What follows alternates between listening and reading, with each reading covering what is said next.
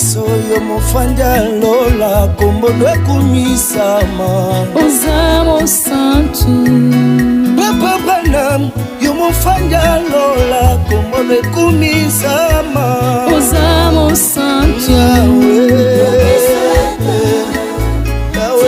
Merci de votre fidélité. Bienvenue sur Média Univers. Nous sommes dans le débat des aigles pour répondre aux plusieurs questions que les enfants de Dieu se sont posées compte tenu de l'article qui a été publié sur notre site www.mediaunivers.net sur la sainte doctrine du troisième exode, les propos qui étaient ceux du révérend pasteur Ben Mutombo, les missionnaires africains qui est avec nous. Bonjour révérend. Bonjour chers journalistes. Ce n'est pas la première fois de nous retrouver face à vous.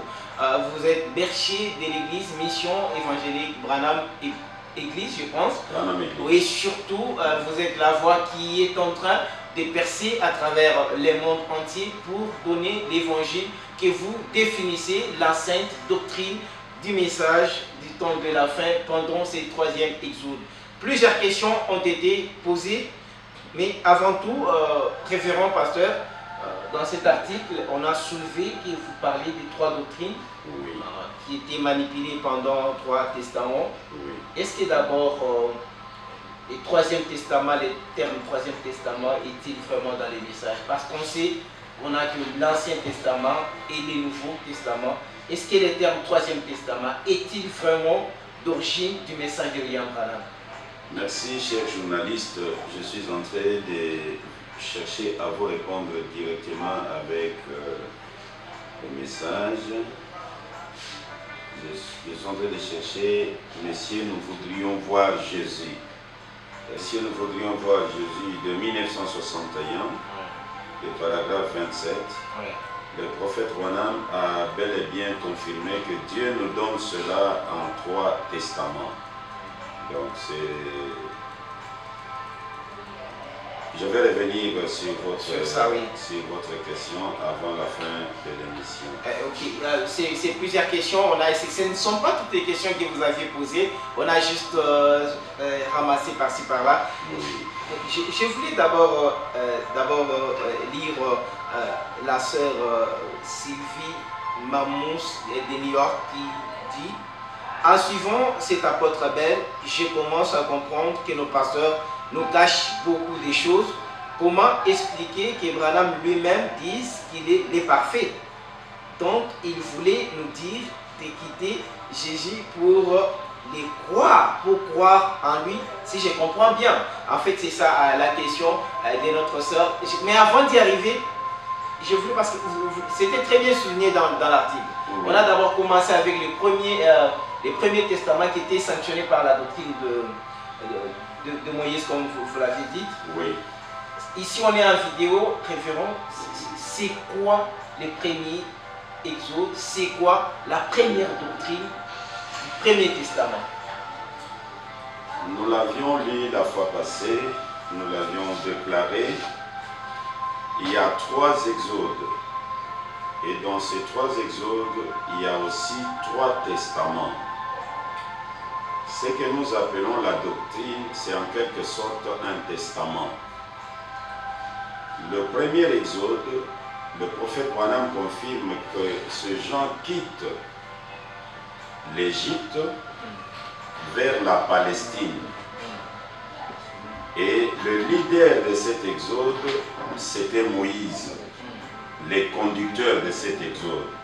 Bien qu'il avait des auxiliaires qui travaillaient à ses côtés, comme les Josué, comme les Caleb, ainsi de suite, mais c'était lui le leader. Et arrivé en Palestine, ou même avant d'arriver en Palestine, Moïse a donné la doctrine, la loi de Moïse, le testament que Moïse avait donné.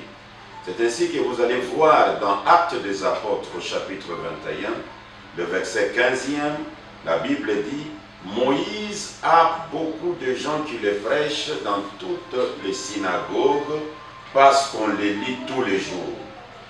On prêche Moïse. On prêche Moïse, on les lit dans des synagogues. Ouais. Le prophète Branham confirme cette déclaration dans Hébreux, chapitre 4, le paragraphe 55 jusqu'au même au paragraphe 57, il confirme là-dedans que la bonne nouvelle en Égypte, c'était Dieu nous a envoyé un libérateur. Moïse était donc la doctrine du premier exode. Arrivé dans le deuxième exode. Si nous comprenons très bien, que vous l'avez souligné avec la déclaration de Frère Branham, oui, que c'était ça la doctrine qui était prêchée en Égypte. Effectivement. Donc, en cela, les Égyptiens devraient croire en Moïse, et parce qu'il y a déjà la première question que nous pouvons déjà lire qui va dans ce sens. Moïse, il s'agit de la sœur Marie-Laure Dipanda du Cameroun qui disait Jésus, Moïse étant la parole de Dieu. Voilà. Il dit Moïse étant la parole de Dieu, personne ne l'a adoré, car il n'était pas un Dieu à adorer ni à écouter. Et comme vous êtes déjà dans le Premier Testament, la sœur dit que Moïse était un Dieu à écouter et non pas à adorer.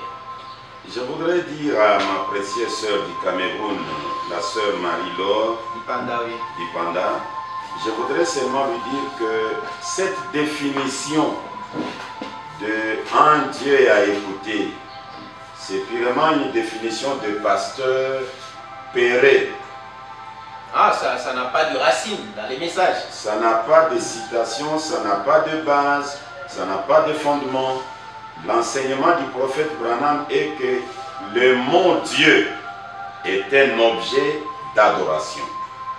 Même si c'est un arbre que vous adorez, c'est Dieu. Tout ce qu'on appelle Dieu, c'est l'objet d'adoration. Donc, nos pasteurs, ayant peur peut-être de quoi que ce soit, je ne sais pas, ils ont amené le peuple à croire qu'il y a un Dieu à écouter et un Dieu à adorer. Je voudrais que nous puissions, ma soeur Dipanda, prenez Matthieu chapitre 17. Jésus est à la montagne que vous adorez là. La nuée descend. La voix déclare quoi? Celui-ci est mon fils bien-aimé. Adorez-le. Écoutez-les. Mais pourquoi vous l'adorez? Il était aussi un Dieu à écouter. S'il y a réellement quelqu'un qu'on pouvait qualifier de Dieu à écouter, c'est Jésus. Mais comme cette définition n'existe pas dans le message, écoutez-les, c'est adorer-les. Il n'y a pas moyen d'aller par quatre chemins. Donc comme Dieu a fait de Moïse Dieu, et alors son prophète. Écoutez par exemple, Moïse et Jésus, Branham le met sur le même pied d'égalité. Comment alors? Je vais lire dans l'original. L'original, je lis le paragraphe 73. Écoutez ce qu'il dit. Écoutez cette parole que nous prêchons. Et c'est paragraphe 73, 73. Écoutez cette parole que nous prêchons. Et cette parole que j'ai donnée ce matin. Dieu se cachant derrière une peau, derrière la peau d'un blaireau. Dieu se cachant derrière la peau d'un homme. Vous voyez, c'est ce qu'il fit. Lorsque Dieu se manifesta au monde, il se cacha derrière un voile, derrière la peau d'un homme appelé Jésus. Il était voilé et se cachait lui-même derrière la peau d'un homme appelé Moïse. Et ils étaient des dieux, non pas des dieux par eux-mêmes, mais ils étaient Dieu, le Dieu unique qui changeait simplement de masque, faisant chaque fois la même chose en apportant cette parole. Vous voyez, c'est ainsi que Dieu agit. Il sait que l'homme doit voir quelque chose. Et Moïse, et Jésus, même pied d'égalité. Les dieux uniques, changeant de masque. Moïse était un Mars, Jésus était C'est-à-dire, un Mars. lorsqu'on était, quand Moïse partait en Égypte, Oui. donc c'est-à-dire les dieux que C'était Dieu. adorait, C'est lui. il était là. C'est lui. Dans Vous ces allez affaires-là. voir même dans la discussion de Moïse avec Dieu lui-même. Ouais. Là, je crois, nous sommes dans Exode au chapitre 32. Ma soeur peut prendre depuis le verset 7. Ok. C'est Dieu qui dit à Moïse, descends, regarde ton peuple que tu as fait sortir du pays d'Égypte. Ils se sont corrompus. Moïse répond, regarde ton peuple et aie pitié d'eux. Ah. Dieu dit C'est à un chef de Moïse, ton peuple. responsabilité, alors. L'autre dit, ton peuple. Donc Moïse était devenu le Dieu tout-puissant. Et quand Dieu l'a divinisé, c'est dans Exode au chapitre 7. Je te fais Dieu. Et quand vous lisez dans votre Bible, là, comme nous sommes habitués à lire, un petit Dieu et un grand Dieu. Quand vous lisez dans votre Bible, là, Dieu, vous allez vous trouver que c'est le grand Dieu. Mais surtout ici, il parle des dieux uniques. Changeant c'est très simplement bien les dieux des masses. uniques, c'est les dieux de Jacob, les dieux d'Israël. La sœur, je crois que vous aviez eu la réponse à votre question. Ne vous fatiguez pas, vous pouvez toujours rebondir si il y a quelque chose à ajouter. Révérend, on parlait de ces premiers testaments, la première doctrine. Oui. Et qu'on ne voulait pas vraiment tarder sur ça parce que les gros morceaux nous attendent de l'autre côté, dans le Troisième Testament. Mais comment on quitte le premier pour aller au Deuxième Testament? Maintenant, quand nous avons le Deuxième Testament, c'est lorsque Jésus est arrivé. Et selon l'enseignement du prophète Branham, je peux d'ailleurs le lire dans le 3e Exode, ça sera beaucoup mieux. Ça y est là.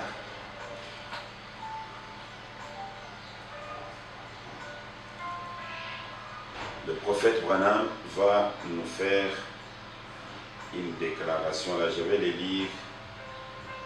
Je suis au paragraphe 133. 133. Que fit-il au premier Exode? Il les fit sortir d'un pays naturel vers un pays naturel. Au deuxième Exode, il les fit sortir d'une condition spirituelle vers un baptême spirituel du Saint-Esprit. Vous comprenez? L'exode de Jésus, nous quittons une condition spirituelle de la loi vers le baptême du Saint-Esprit. Vous comprenez? Et maintenant, le troisième Exode, aujourd'hui, il les amène du baptême spirituel du Saint-Esprit directement dans le pays éternel du millénium.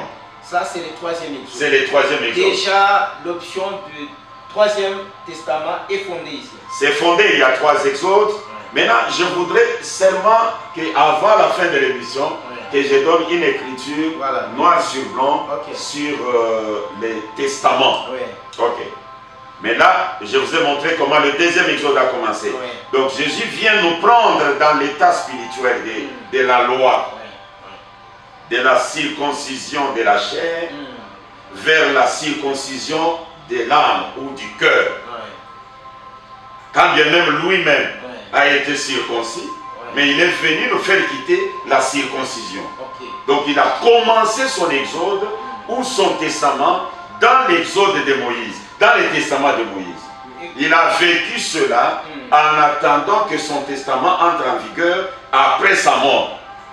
Là, c'est déjà, comme si on veut se fonder sur l'article, c'est l'apôtre Paul qui devient les véritables chantres de ce deuxième testament. Allez voir. Hein, effectivement, c'est lui l'écrivain. C'est lui vraiment Dieu l'a sélectionné. Oui. Il n'a pas même été avec le Seigneur pendant qu'il marchait. Oui. Le Seigneur l'a appelé après son départ. Et Dieu lui a fait grâce. Et c'est lui qui nous a donné l'idée du testament de Jésus. Et qui a même donné la ligne droite sur ce testament. Mais Jésus a déposé le testament. Et Paul est venu aligner cela comme un écrivain, comme un stylo à billes que Dieu utilisait pour écrire sur les sables du temps. Donc si nous comprenons une chose à retenir dans ce deuxième testament, et que Dieu était dans la peau de Jésus-Christ qui marchait sur la terre pour nous amener au baptême du Saint-Esprit. Effectivement, tout à fait. Ok, et Jésus était adoré. Il était adoré. Il était Dieu au même titre que Moïse et il était adoré. Quand les gens regrettent ou se posent beaucoup de questions sur l'adoration, bon, c'est toujours normal. Parce que un homme qui mange, un homme qui a une femme, hein, c'est comme cette déclaration. Il y a un frère, le frère Daniel de la Suisse qui vient de me le demander ce matin même. Je vais la lire. C'est parmi les choses qui dérangent beaucoup les gens. Je suis dans... Dieu se cache et se révèle dans la simplicité. Je suis au paragraphe 295 ou 295. Le prophète Branham dit ceci. Dieu se cache dans une simple petite blanchisseuse ou dans un homme ordinaire qui part avec son repas du midi sous le bras et qui embrasse son épouse et ses enfants avant de partir, et peut-être qu'il va se cacher dans cet homme pour accomplir quelque chose dont l'archevêque ne saura rien du tout. Dieu se cache dans un homme ordinaire. Un homme qui peut embrasser sa femme. Pour que les prêtres ne puissent plus saisir cela. Ils n'arriveront pas à le saisir. Mais cet homme embrasse sa femme, embrasse les enfants, mais Dieu peut se cacher en eux. Là, c'est Frère Branham qui l'a lancé. Comme d'habitude, il sait. En les lançant, il sait qu'il y a des aiglons qui vont saisir cela. Mais il y a quelque chose qui nous préoccupe. J'aimerais que le révérend Lévin, s'il est prêt, il peut me donner les sermons que je cherche ici. Messieurs, nous voudrions voir Jésus de 1961. Mais, autre chose à souligner, référant dans ce Deuxième Testament, Paul qui devient chantre de ce Deuxième Testament parce que vous aviez donné des références, allez trouver aussi dans l'article qui disent que pour ces temps de Paul, le seul objet de prédication était Jésus.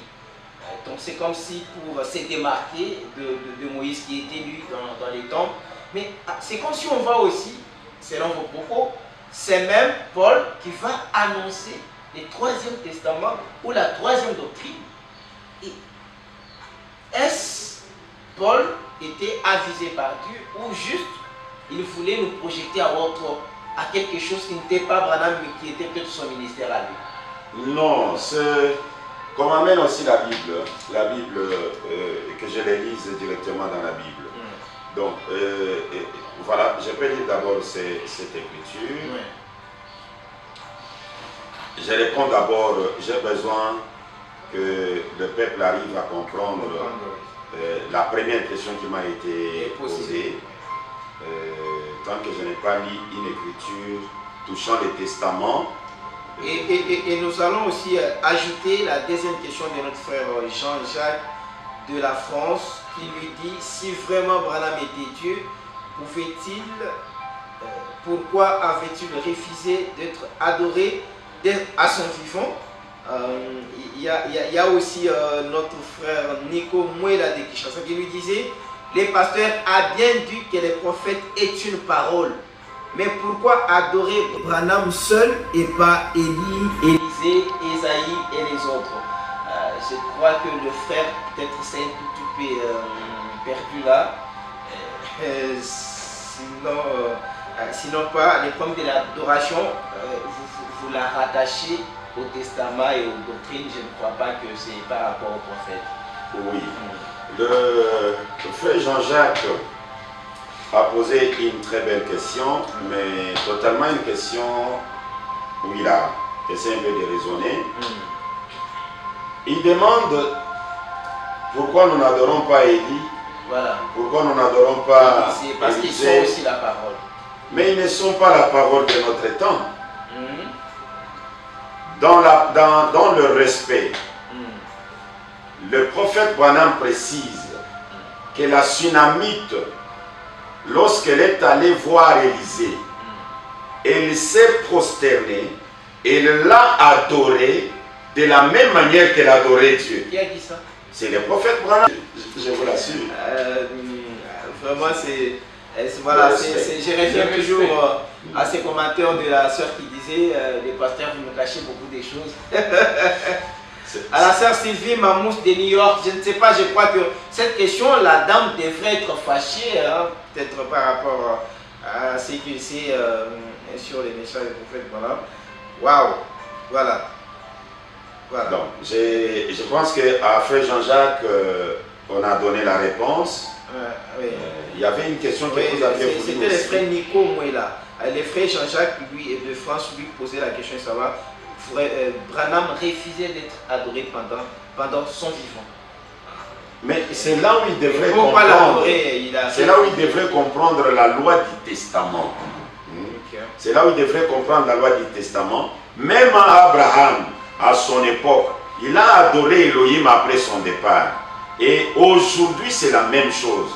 Donc, Branham ne pouvait pas accepter qu'il soit adoré pendant qu'il marchait. Et il a dit cela devrait apporter une adoration païenne.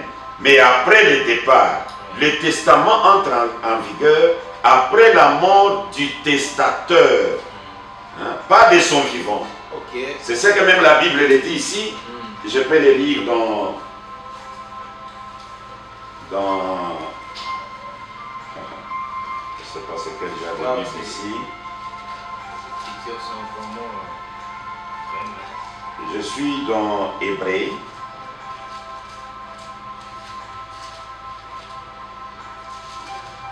Hébreu chapitre 9. Le verset 16e. Car là où il y a un testament, il est nécessaire que la mort du testateur soit constatée. Un testament, en effet, n'est valable qu'en cas de mort, puisqu'il n'a aucune force tant que le testateur vit. Vous comprenez? Alors, pendant que William Branham marchait, et le frère demande qu'il accepte qu'on puisse l'adorer, ça ne pouvait pas se faire. Non, il ne pouvait pas accepter. Il ne pouvait pas accepter. S'il accepte, c'est tous ces gens qui appellent les gens à pouvoir se prosterner devant eux pour les adorer, c'est la preuve même que ce sont des antichrists. Quelqu'un ne peut pas revendiquer l'adoration. Non. L'adoration, c'est une révélation. Non, c'est vraiment la révélation. Et il ne peut pas venir dire adorez-moi. S'il le dit, carrément, il est un faux. Apparemment, Jésus ne l'a jamais dit. Hein. Pour dire aux gens adorez-moi, il ne l'a jamais dit. Il a seulement dit les revenus ou l'adorateur. Ou les vrais adorateurs adoreront le Père en esprit et en vérité. Et regardez comment le prophète Branham scinde le testament en attendant que le jeune homme m'amène le sermon. Et je vais lire d'abord cette déclaration, la façon qu'il scinde les testaments, pour montrer que nous avons pratiquement 3 testaments. Et vous allez voir la durée du testament de Jésus et la durée du testament de Moïse. Et vous allez voir comment il scinde cela. Je vais le lire dans Akades Barnea. Akades Barnea, excusez-moi, on est en train de chercher. Je l'avais ici. Messieurs, nous voudrions voir Jésus. Les questions de nos téléspectateurs sont en train de mis à la lumière. Vous savez, cher journaliste, la façon que je suis créé, je me gêne quand on me pose la question sur une déclaration que j'avais faite et je manque une citation à donner. Vraiment. Là, je me sens comme s'il faut démissionner. Vraiment. Donc, ma mission n'est pas de donner ma vision, mais ma mission c'est de confirmer ma vision avec les Saintes Écritures. Écoutez ce qu'il dit. Messieurs, nous voudrions voir Jésus. C'est prêché le 24 décembre 1961. Le paragraphe 27, comme je l'avais déclaré. C'est un long paragraphe. Je vais... je le lis. Quand je vis ce qu'on en dirait ces hommes et ces femmes à cette époque-là, et que je vis pour sauvegarder ce même évangile, et quand ils ont prêché ce même évangile, la même chose qui était arrivée dans l'Ancien Testament arriva de même dans le Nouveau Testament. C'était alors exactement pareil. Ainsi, cela donne 1, 2, 3 témoignages par lesquels une affaire est réglée. Le même Dieu qui avait traité avec les anciens prophètes a traité avec les apôtres et a traité avec le frère Prémissé, et les voici aujourd'hui traitant de la même manière avec son peuple, par le même miracle, le même prodige, le même évangile, la même puissance, le même Dieu. Tout par ces trois pour nous témoigner que c'est la vérité. C'est la vérité. Dieu nous donne cela en 3 testaments. Voyez-vous, cette histoire est... Dieu nous donne cela en 3 testaments. Ok. Donc c'était... Et on a dit, les testaments, soit la doctrine, ce sont les enseignements. Pour, nous avons 3 testaments, un certain temps. 3 doctrines, Okay. 3 enseignements Okay. que le peuple doit assimiler. Okay. Je suis dans Akades Barnea, Okay. le paragraphe 34. Prêché le 13 avril 1952. Prêché le 13 avril 1952. Je lis le paragraphe 34. Écoutez le grand maître. Je suis en train toujours d'amener la sœur qui avait posé cette question à comprendre que les 3 testaments existent bel et bien. Écoutez ce qu'il dit. Or, tout l'Ancien Testament, avec tout ce caractère et ces caractéristiques, n'était qu'une préfiguration du coin où la clé dévoute le Nouveau Testament, qui relie la loi et cette dispensation. Beaucoup de gens se sont référés à ceci comme étant la dispensation chrétienne, mais ça ne l'est pas. Ceci est la dispensation du Saint-Esprit. La dispensation chrétienne n'a duré que 3 ans et 6 mois. La loi a duré plusieurs centaines d'années. Et alors, la dispensation chrétienne est ce qui a jeté un pont ou a voûté les Nouveaux et l'Ancien Testament ensemble. Donc le vrai Nouveau Testament, c'est ce que nous prêchons aujourd'hui. Et le testament de Jésus, ou la dispensation de Jésus, devient un pont entre l'Ancien Testament et le Nouveau. Donc vous traversez tout simplement. C'est un pont. Ça vous sert à pour arriver à William Branham. Et Frère Branham dit ça n'a pas duré. Ça n'a pas duré. Comment expliquer, référent? Parce qu'il donne 3 ans. Mais parfois, c'est pas Branham aussi qui complique les choses. Branham ne complique absolument rien. Ça n'a duré que 3 ans et 6 mois. Et après 3 ans et 6 mois, ça devient la dispensation du Saint-Esprit. Et le Saint-Esprit a commencé à œuvrer, c'est Branham. Mais œuvrant dans l'ombre. Il ne faisait qu'œuvrer dans l'ombre. Mais c'était dans sa dispensation. Je peux vous lire une écriture. Laissez-moi les trouver. C'est dans... Qu'est-ce que le Saint-Esprit? Cherchez avec moi là-bas. Déjà, pour fixer l'opinion, les référents à donner ces testaments et leur durée. On parle de celle qui était incarnée par Moïse et puis de Jésus qui est devenu un pont qui relie l'Ancien et les testaments d'aujourd'hui. Alors, qu'est-ce que le Saint-Esprit? Qu'est-ce que le Saint-Esprit? Nous allons tout droit au paragraphe 86. Écoutez ce que le grand prophète Branham, l'orateur principal, déclare. Nous pouvons lire ensemble avec nous. Paragraphe 86. Nous sommes au temps de la fin. Écoutez, voilà ce que fait le Saint-Esprit. Le Saint-Esprit par la justification, vous voyez, qui en est seulement une ombre légère. La justification, c'est du temps délitaire. Le Saint-Esprit par la sanctification, qui en est une ombre un peu plus marquée. Ça, c'est du temps de Wesley. Le Saint-Esprit par le baptême de lui-même, un nombre plus marqué, là c'est l'âge de la Pentecôte. Maintenant, le Saint-Esprit, par la restauration de sa personne même, qui est ici, faisant des signes et des prodiges, comme il l'a fait au commencement. Après, voilà, c'est ça aussi. Hein. Gloire! Vous allez me traiter d'un exalté. De toute façon, alors vous feriez aussi bien de commencer tout de suite. Comprenez comment le Saint-Esprit a marché? Oui. Il était l'ombre, mais maintenant, c'est la restauration de la personne du Saint-Esprit lui-même.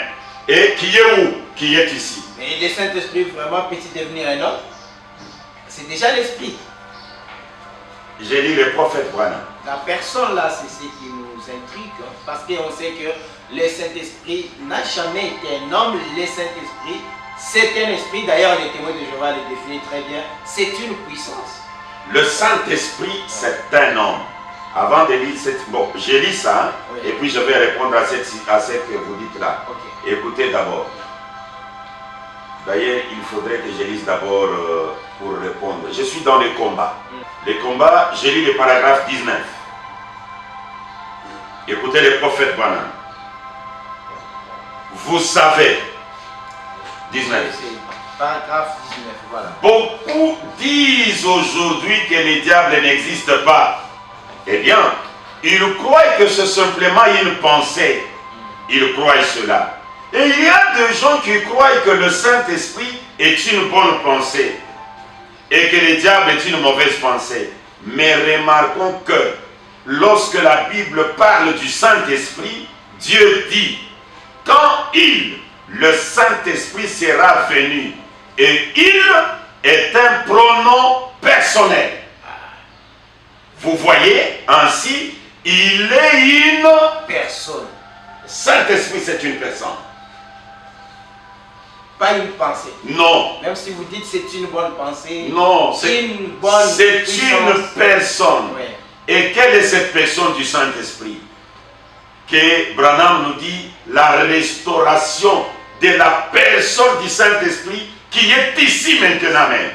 Je suis dans, y a-t-il quelque chose qui soit trop difficile devant le Seigneur? Ouais. Je lis le paragraphe 33. Ouais. Écoutez ce que le prophète Branham dit. Nous lisons avec vous. Oui. Je n'aime pas... D'ailleurs, tout le monde a ses citations. Hein. Tout le monde dans son ordinateur a les sermons des prophètes Branham. Oui, ça y est. Je vais tourner mon dos. C'est paragraphe 33. Je vais tourner mon dos à cette assistance. Pour vous faire savoir que le même ange qui était là à Sodome, c'est lui qui donna ces signes en ayant son dos tourné. Et le même ange qui est ici ce soir, il ne s'agit pas de votre frère, il s'agit de votre Seigneur, le Saint-Esprit. Seigneur, virgule, le Saint-Esprit. L'ange là, c'est le Saint-Esprit. Et celui qui tourne les dos. C'est lui qui tourne les dos. Il, les pronoms personnels. Voilà, ça, le débat reste ouvert. Si vous avez notre son de cloche, appelez-nous pour messe. Vous avez vu, je ne crois pas qu'on peut... on ne combat pas. Ah, il y a des pasteurs qui sont habitués à combattre. On ne combat pas les... Et ils commencent à dire, non, non, ce sont des brochures de Ben. Non, ça, ce ne sont pas des brochures. Surtout, je rassure à la sœur qui disait que les pasteurs nous cachent beaucoup de choses. Non, je ne crois pas que les pasteurs vous cachent beaucoup de choses. Parfois, ils vous protègent. Parce qu'ils savent que s'il va vous dire ça... Il vous ensorcelle, pas vous protège. Quand on vous cache les citations du Seigneur, quand on vous cache les citations qui démontrent ce que Dieu est aujourd'hui, mais on vous ensorcelle. Je le confirme avec la question de notre frère qui est Al-Bumbashi Josué Kadima Kissing.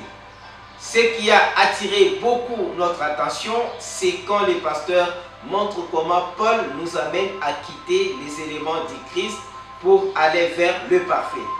C'est la première fois pour moi d'entendre cela dans les messages. Est-ce vrai que Branham est ce parfait-là? Voilà, je crois que le frère est en... Je ne dis pas en confusion, mais il est troublé. c'est sa première fois d'entendre ce genre de déclaration. Il repose la question encore, est-ce que c'est vraiment parfait?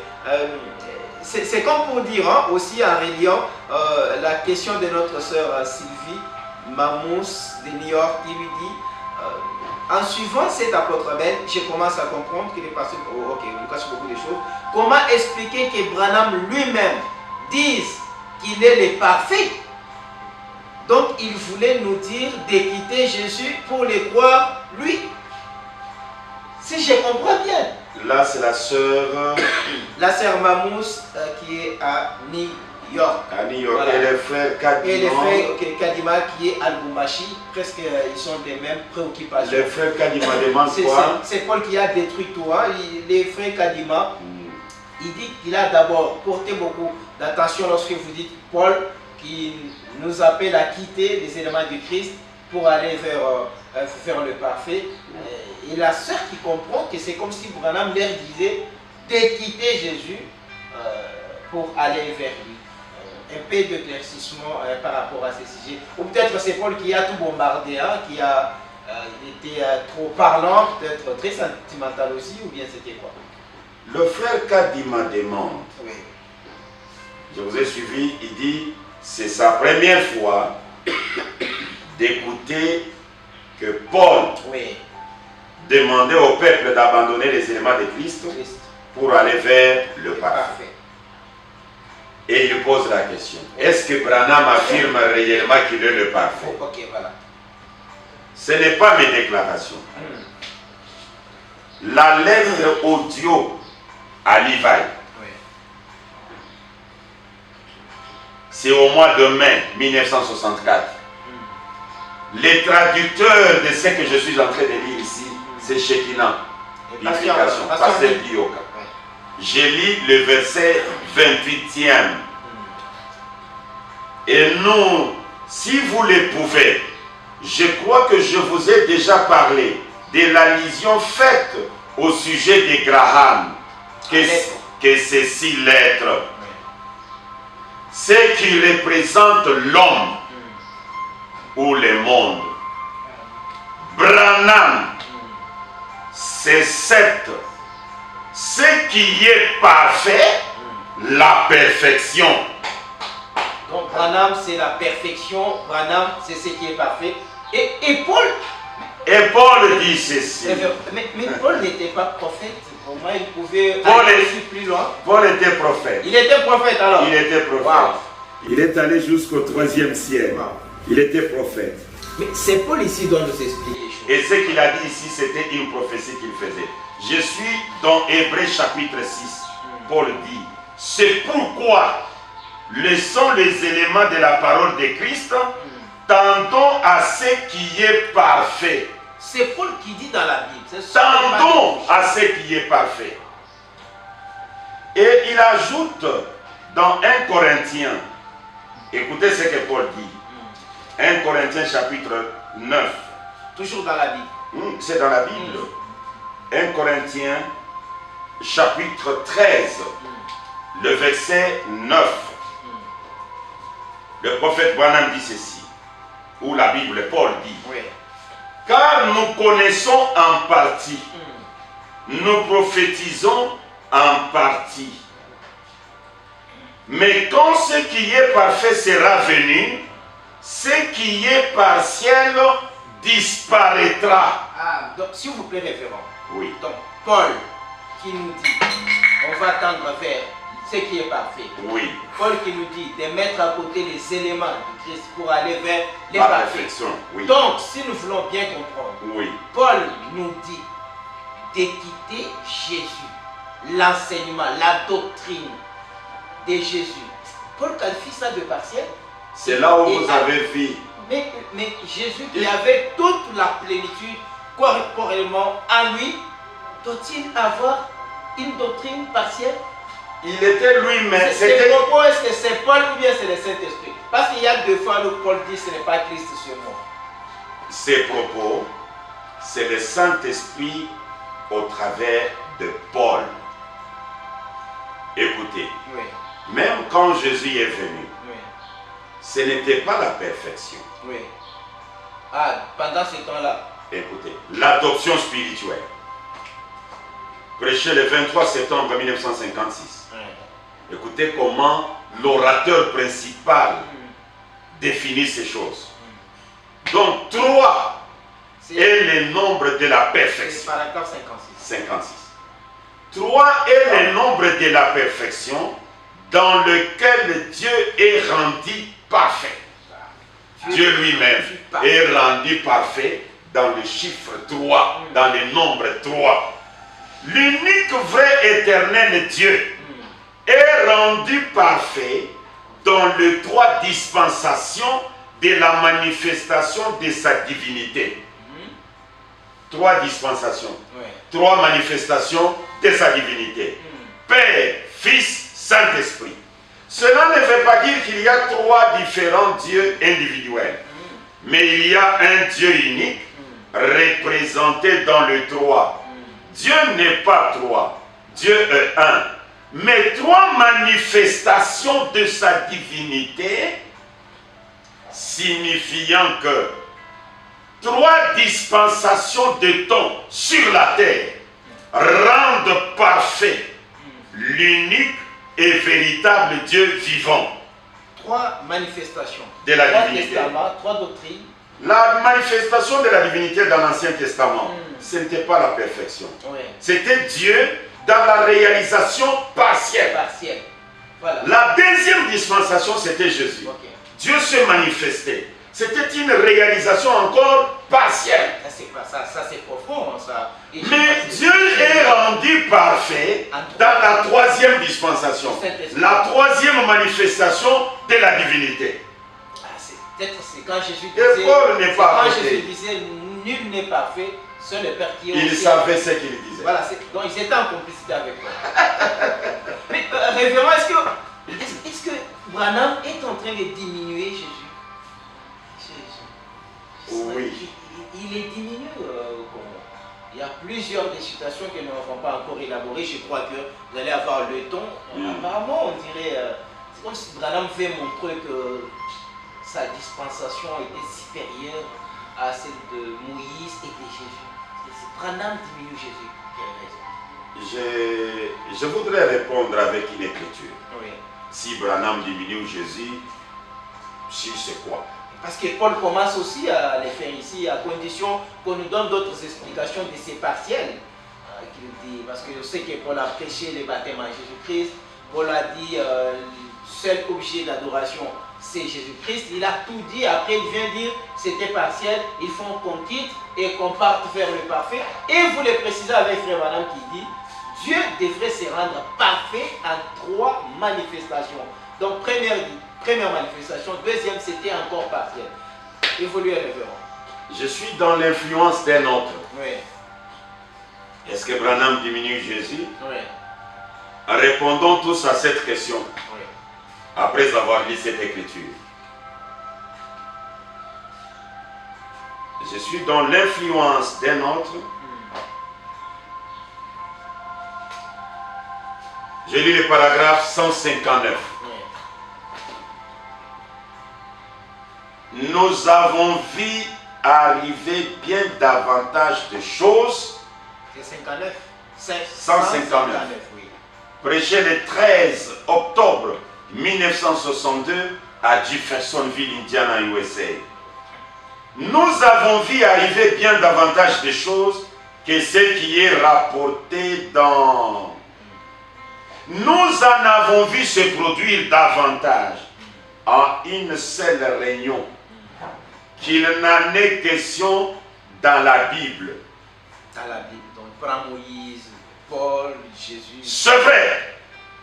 Plus au cours d'une réunion que n'en ont été écrites pendant les 33 ans et demi de sa vie. Une seule réunion de Branham. Plus que 33 ans et demi de la vie de Jésus. Pensez-y, nous l'avons vu de nos yeux, nous l'avons vu arriver, nous l'avons vu prédire et arriver, nous l'avons observé, des boités, des aveugles, des expropriés, des paralytiques, des prédictions qui s'accomplisse exactement. Cela n'a jamais failli. Frère, cela devrait nous pousser à l'action avec humilité et révérence. Vous voulez dire que Branham, ici, son ministère a eu beaucoup Une seule réunion de Branham. beaucoup de miracles. Une seule réunion de Branham efface 33 ans et demi de la vie de Jésus. C'est-à-dire sa naissance. Dans une seule réunion de Branham, c'est annulé. À côté. Sa naissance, son enfance. Branham n'est pas orgueilleux. Il est bon. Vous savez, Ça passe ça, vous savez, même quand ça sort, il n'a fait que les gens qui vont écouter ça, ils peuvent s'éclater. Mais je ne sais pas ce qui. Voilà, entre parenthèses, parce que il n'a fait qu'exprimer la vérité. Ouais. Il n'est pas orgueilleux. Il n'a fait qu'exprimer la vérité. Je peux même aller encore plus loin pour vous lire encore une autre écriture. Cette fois-là, je vais aller dans les fondements fondamentaux pour la foi. C'est grave. Ça a été prêché en 1955. Je vais trouver ça et les lire. Branham n'est pas orgueilleux. Mais Branham n'a fait que nous dire la vérité. Je suis dans les fondements fondamentaux pour la foi.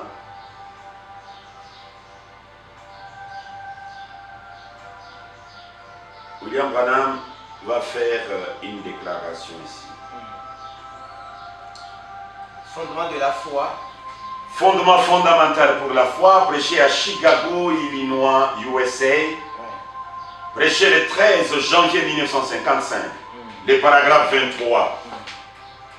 Bien que c'est la partie B, mais je vais lire de tout. Et vous êtes la lumière du monde, une ville située sur une montagne qui ne peut être cachée. Et nous, ce soir, nous devrions avoir honte de nous-mêmes et confesser sincèrement et humblement notre incrédulité devant Dieu et lui demander de nous pardonner de la manière dont nous les représentons dans cette vie. Il compte sur nous. Le gens de l'Ancien Testament n'avait pas cette présence.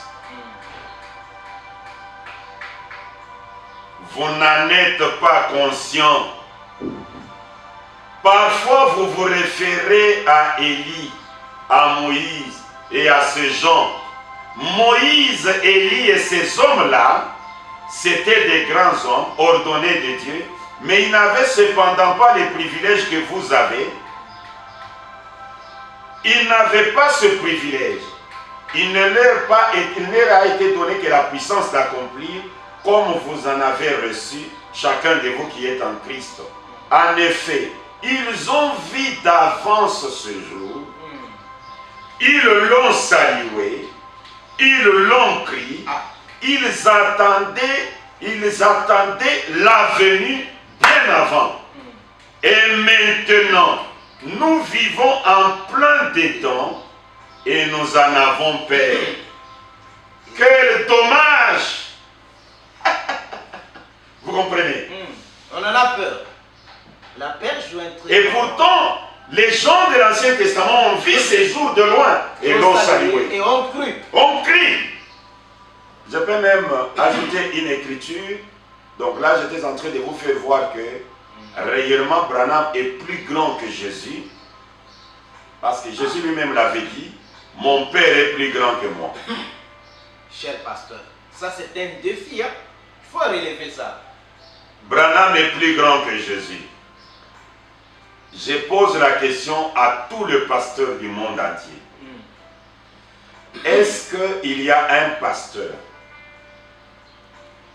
qui connaît quelque chose que Jésus a fait que Branham ne peut pas faire? Quoi? Moi, c'est une question qu'on pose au révérend. Moi, je ne suis qu'un pont. Si vous pouvez répondre à qu'est-ce que William Branham a fait et que... allons-y.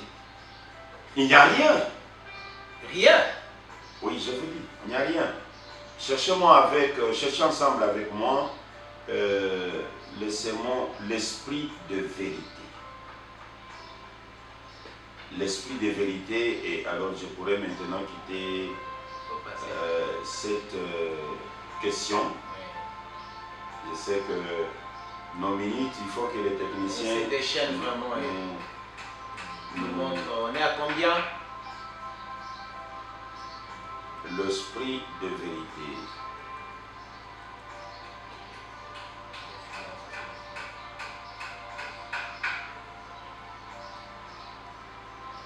Je voudrais dire quelque chose dans l'esprit de vérité.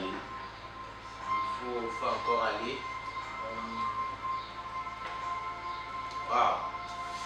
Oui, je crois que... Il nous reste 10 minutes seulement. Il nous reste 10 minutes.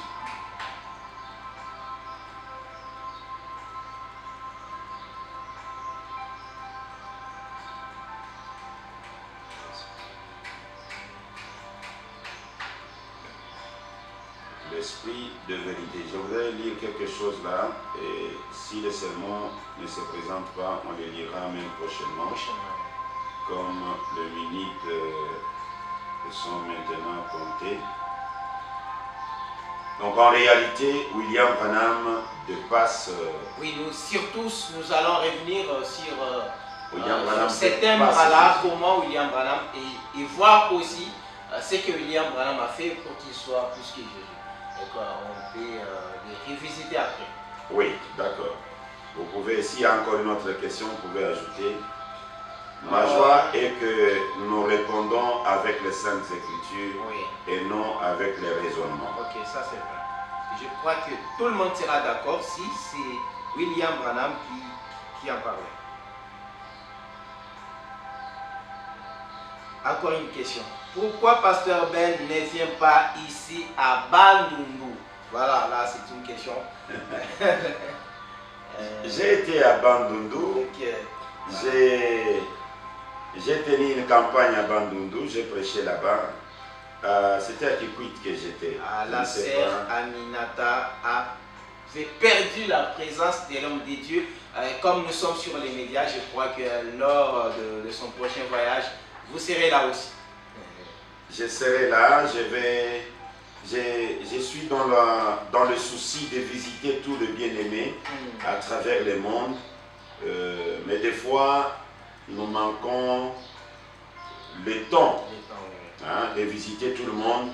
Et nous remercions l'Éternel parce qu'avec avec l'Internet, nous pouvons arriver à Bandundu. Nous sommes là maintenant même. La sœur Aminata m'a reçu à Bandundu au moyen de médias. Mais physiquement, nous viendrons encore.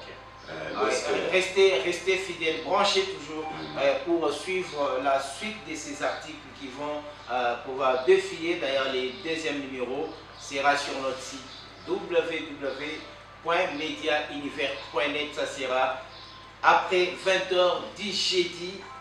Aujourd'hui, on est mardi, mercredi, jeudi. Le deuxième numéro de l'article sera encore là et l'homme de Dieu va pouvoir s'attarder là-dessus. Nous tendons déjà presque à la fin, révérend. Je crois que ça sera peut-être la toute dernière question que je vais vous poser en mettant en tête cette question de notre bien-aimé qui disait mais que Pasteur Ben nous prouve comment on a aboli les premiers testaments pour introduire les troisièmes, dont il ne croyait pas en troisième testament. Je crois que toutes les citations ont été déjà dites par rapport à tout ce qu'on a visité. Révérend, est-ce que vous pouvez nous ressortir la synthèse des réponses à ces préoccupations de nos fidèles téléspectateurs? Et nous n'avons pas vraiment pris toutes ces questions, c'était tellement beaucoup, comprenez-nous. À la prochaine occasion, on va tenter aussi de lire les vôtres. Le bien-aimé demande quoi? Il demande comment alors qu'on sait qu'on a seulement deux testaments, comment Branham peut abolir les deuxièmes pour introduire les troisièmes qui n'existent pas. C'est une question déjà répondue. Oui, déjà répondu, oui, c'est ça. Ça a été déjà répondu. Nous n'avons pas seulement deux testaments. Vous n'allez pas... Dieu est parfait en trois. Cher ami,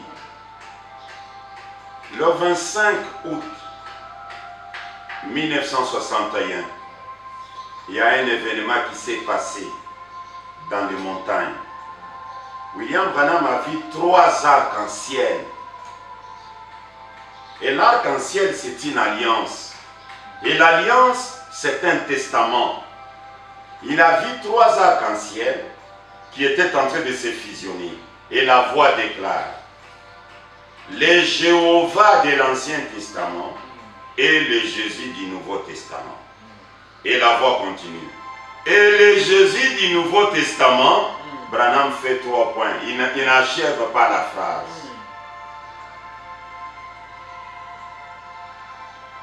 Trois arcs-en-ciel, 3 testaments. Et dans tous les 3 testaments, Dieu a changé de nom.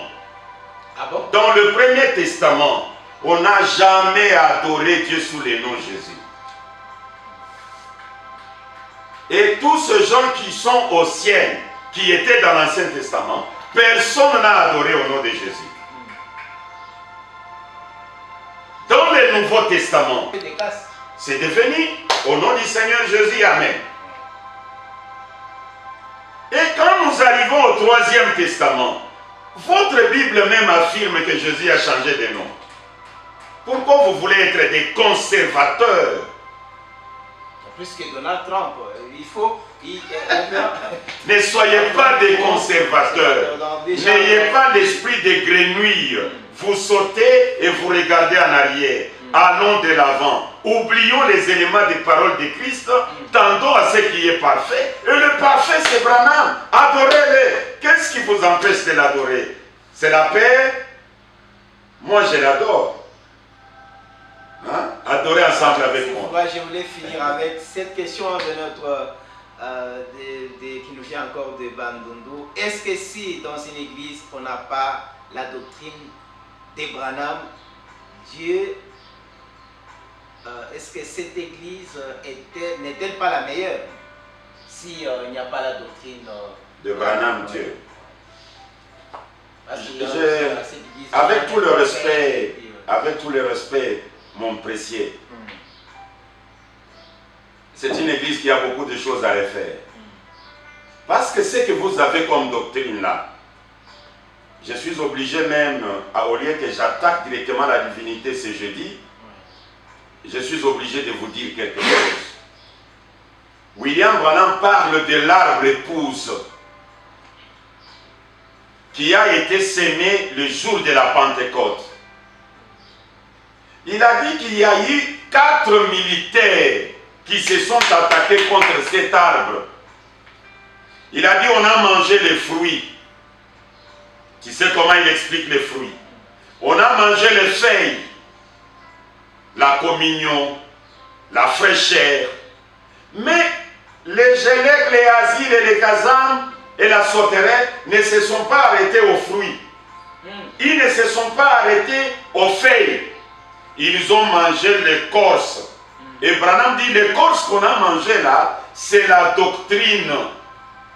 La doctrine du 2e exode a été déjà rongée par l'église catholique. Ça n'existe pas. Cette église-là n'existe pas. Donc c'est un rassemblement. Je contrôle un peu ce que je suis en train de vous dire. Je vous aime. C'est une mutualité. C'est peut-être un rassemblement politique. Vous aviez aussi les frères Branham qui dit un ministère sans doctrine n'est plus une église sans doctrine, n'est plus... Vous les lirez dans Apocalypse chapitre 5, 2e partie, paragraphe 67, et vous les lirez dans Qu'est-ce qu'est le Saint-Esprit, paragraphe 8. Toutes ces citations sont clairement données dans l'article qui est signé la Sainte Doctrine du 3e Exode. Les propos attribués au révérend pasteur Ben Mutombo. Nous mettons un point final à cette émission et nous vous demandons de suivre cette émission, de la partager et surtout aussi de ne plus manquer les prochains articles qui vont faire les deuxièmes de ces grands thèmes, de ces grands titres. Que Dieu vous bénisse, que Dieu bénisse la République démocratique du Congo, toute l'Afrique, tout le monde. Vous qui nous suivez, posez les questions, ne vous arrêtez pas là. Merci, révérend. C'est moi qui vous remercie.